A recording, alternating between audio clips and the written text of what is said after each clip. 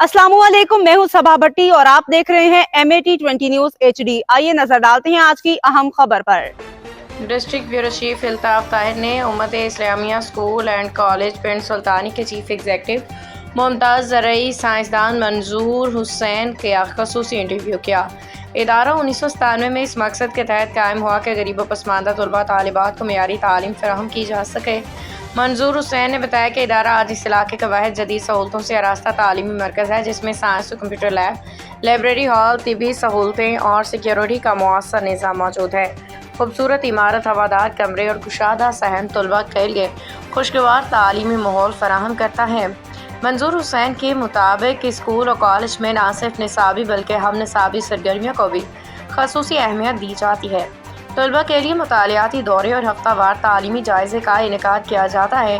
उनके assembly lectures तलबा की अखलाकी तरबियत और उस्ताज़ा की रहनुमाई का ज़रिया हैं।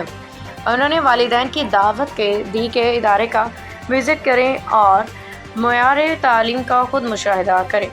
इदारे का विजन वाज़ेह है, गरीब और पसमानदा बच्चों को इल्म के ज़ेवर से आरास्ता करना। इस वक्त 11वीं और 12वीं जमातों में दाखिले जारी हैं।